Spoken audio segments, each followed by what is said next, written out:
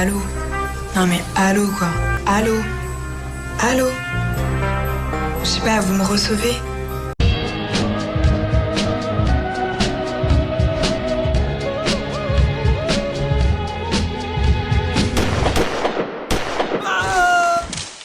Bonjour les amis, alors les informations défilent à une telle vitesse que j'ai du mal à suivre, je cours derrière.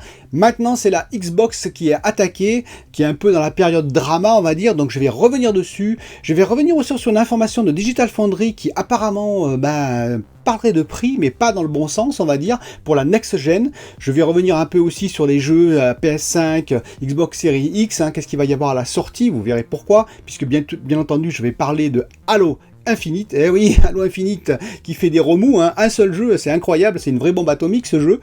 Et pour finir, je parlerai bien entendu de Nvidia qui eux sont tranquilles dans leur coin et qui pourtant eux ont une vraie bombe atomique qui vont sortir le 31 août. Alors avant de rentrer dans le drama, eh oui, parce qu'il y a un peu de drama je trouve sur YouTube en ce moment, je voulais revenir sur ma précédente vidéo. Alors il y a certains qui m'ont dit, oui, t'as exagéré 4 fois, c'est pas vrai. Non.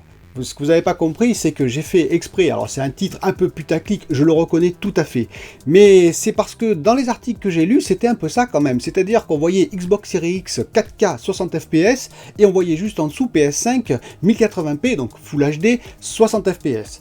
Et ensuite, on voyait dans l'article, on continue l'article, on voyait, Gunt, il est miné parce qu'ils n'arrivent pas à faire ça sur PS5, ils font ça que sur Xbox Series X, etc., etc. Resident Evil 8, bon voilà, vous avez vu la vidéo, donc je voulais insister là-dessus. Bien entendu que non, bien entendu, il n'y a pas ce problème-là, je vous ai dit, c'est 10 ou 15 fps maximum de différence, c'est évident. Mais je voulais plutôt appuyer sur le fait que voilà, il y a des articles qui sont un petit peu incendiaires, qui mettent le feu, on va dire, qui mettent le feu actuellement à la guerre, qui est un peu inutile pour moi entre les deux consoles.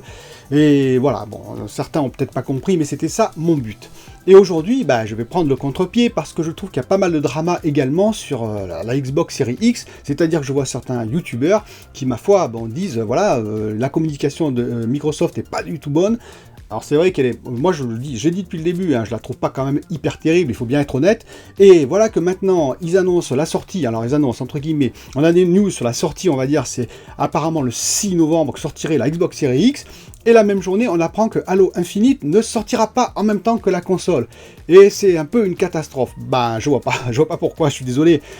Donc la console va sortir probablement en novembre, on le sait tous, la PS5 également, bon, ce sera à 15 jours près, voire une semaine près. On ne connaît pas encore les prix, j'en parlerai après, mais voilà, Halo Infinite devait sortir en même temps, c'était un peu le fer de lance, c'est vrai, de la console. On a vu ce que ça a donné à la communication, ils se sont pris un retour, parce que ça, il est vrai que personnellement, ils auraient dû dire que Halo Infinite avait été développé, on va dire, pour la Xbox One, et que le Halo Infinite Xbox Series X, qui serait fortement amélioré avec du ray tracing, sortirait plus tard.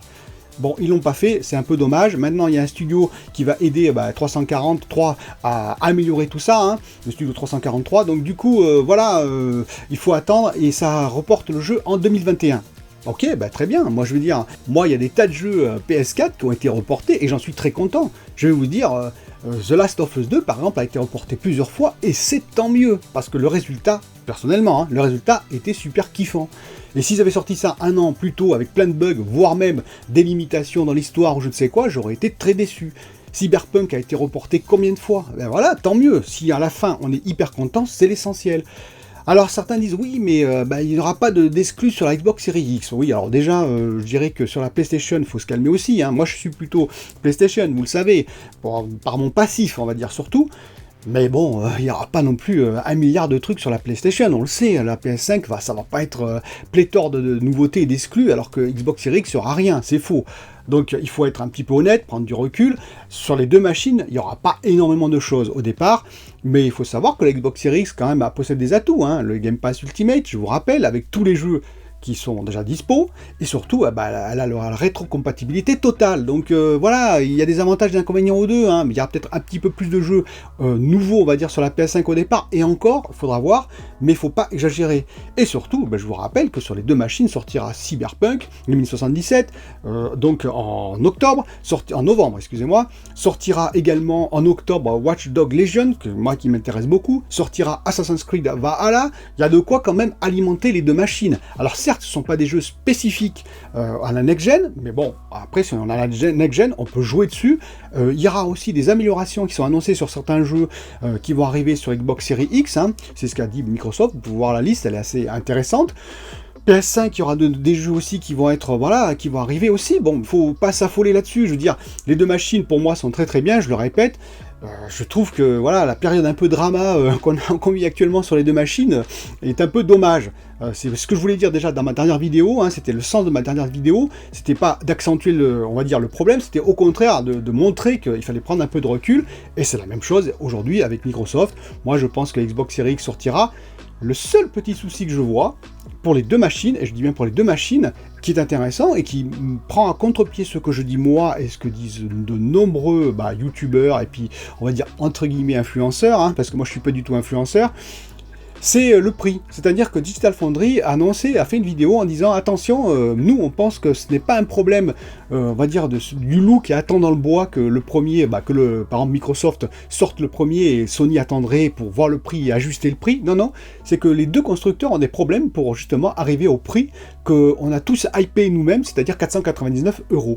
Et oui, parce qu'on a tous dit, ouais, ça devrait coûter 499 €, ils vont baisser les marges, etc., pour arriver à ce prix-là, etc., etc. Et Digital Foundry dit, non, mais la console, elle vaudrait plutôt 700 €. Alors déjà, je trouve que c'est un prix un peu haut. Moi, honnêtement, j'ai fait un calcul de prix, bon, je trouvais que ça même c'était un peu plus bas que ça. Mais c'est possible, après tout, et ce serait très difficile d'atteindre 499 €, c'est possible, hein, mais ça ferait une sacrée baisse. Voire 399 avec le All Access, comme je parle souvent pour Microsoft. On verra. Moi, je pense qu'ils ne peuvent pas sortir des machines à 700 € ou même 699 € parce que ça ferait un tel écart. Vous savez, vous rappelez le syndrome PS3 déjà, donc ça a été fait très très mal. Ce sont des consoles, hein. Même si elles sont puissantes, ce sont des consoles. Donc si 700 €, d'autant plus que n'oubliez pas l'information Nvidia qui vient en parallèle, dont je vais parler un peu plus tard, c'est-à-dire les RTX. Une RTX, alors... Attention, hein, 3070, c'est-à-dire l'équivalent d'actuellement de la 2080 Ti à 5% près, coûterait moins de 500 €. Alors certes, c'est dans un PC, mais un PC fait beaucoup plus de choses qu'une console. Donc là, on commencera à s'interroger, c'est-à-dire c'est à 700 € la console, alors qu'on a un PC à 1000 €, on va dire, tout monté, qui serait l'équivalent d'une 2080 Ti, donc l'équivalent de la Xbox Series X, on pourrait se poser des questions. Vous comprenez ce que je veux dire ? Même si ce n'est pas tout à fait les mêmes jeux, etc. Je pense que les prix seront à 499 €, je pense qu'ils vont être tirés vers là, mais peut-être que ça leur pose problème aux deux entreprises, plus que l'on ne le croit en tout cas. Mais bon, pour revenir à l'épisode, on va dire, Halo Infinite qui serait repoussé en 2021, je dis que c'est très bien, je vous le répète, moi je préfère un jeu bien finalisé, 6 mois de retard, 1 an de retard, plutôt qu'un jeu bâclé, ou un jeu voilà, qui n'est pas à la hauteur de la next-gen comme on voudrait. Alors, petite information en passant sur la PS5. Sur la PS5, on a appris que certains jeux, même pas mal, enfin quelques-uns, allaient être l'équivalent du Smart Delivery de la Xbox Series X, c'est-à-dire tous les jeux Ubisoft, hein, donc Assassin's Creed Valhalla, Watch Dogs Legion, bien entendu, Far Cry 6 aussi, mais il y aura également d'autres jeux comme Doom Eternal, par exemple, que je possède, donc ce sera tant mieux. Hein. Il y aura également, par exemple, c'est assez étonnant, The Elder Scrolls Online, donc Tezo, hein, que j'ai joué beaucoup. Bon, je vois pas trop ce qu'ils vont... C'est-à-dire que grosso modo, si vous l'avez sur PS4, vous allez pouvoir l'avoir sur PS5 gratuitement, comme le Smart Delivery de Xbox, donc en général. Bah écoutez, Tezo, par contre je suis un peu surpris parce que est-ce qu'ils vont améliorer le moteur, parce que voilà, le moteur est très très vieillissant déjà sur la PS4, alors sur la PS5 ça va piquer les yeux comme on dit, hein. Moi j'aime beaucoup Tezo, hein, mais voilà, je veux dire, si c'est pour juste le mettre gratuitement, bah oui, bon, ok, si c'est pour l'améliorer graphiquement, là ça m'intéresserait assez fortement. Voilà, il y a plein d'autres jeux, vous pourrez regarder la liste, enfin quelques-uns. Je vous rappelle que c'est les studios qui doivent dire, voilà, nous on veut que notre jeu, on va sortir sur PS4, il sera gratuit sur PS5. C'est pas une volonté, on va dire, de Sony, de PlayStation, contrairement à Xbox et à Microsoft. Donc, mais il y a quand même pas mal de studios qui vont suivre. Il y a Cyberpunk 2077 aussi, vous le savez bien entendu. Le dernier point que je voulais soulever, qui est sans doute le plus intéressant pour moi, c'est le 31 août, pas très loin de mon anniversaire d'ailleurs, entre parenthèses, hein, à 2 jours près. Et donc le 31 août, il y a un autre anniversaire, c'est les 21 ans de Nvidia, de la GeForce 256, et oui, et là ils vont sortir toute la gamme RTX 30XX. Et ça, croyez-moi, ça va faire beaucoup de bruit, en tout cas dans le monde des PCistes, mais pas que, c'est-à-dire c'est des cartes qui vont être assez monstrueuses. On estime que la 3080 Ti, qui s'appellerait peut-être la 3090, tournerait autour de 20 teraflops. un tout petit peu moins, mais moi je pense qu'ils vont forcer pour aller jusqu'à 20 teraflops. Donc en 7 nanomètres bien entendu, hein, donc voilà une technologie qui leur permet de pousser les performances, ils ont augmenté le nombre de core units, etc., etc., etc. Il faut savoir que le ray tracing est beaucoup mieux géré dans ces cartes-là qu'il ne l'était dans les 2000XX, hein.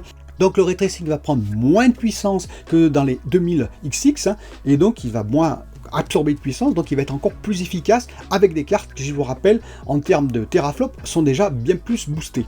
Donc ça peut être très très intéressant en termes de, on va dire, visuel.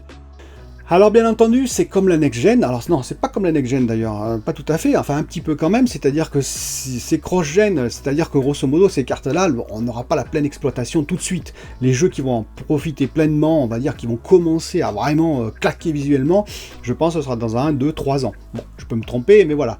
Mais en tout cas, voilà, elles vont avoir la facilité, les FPS, ça va défiler, et je vous dis, donc ce sera intéressant, il y a la conférence, donc ils vont dévoiler toutes ces cartes le 31 août, je pense qu'ils nous réservent quelques surprises.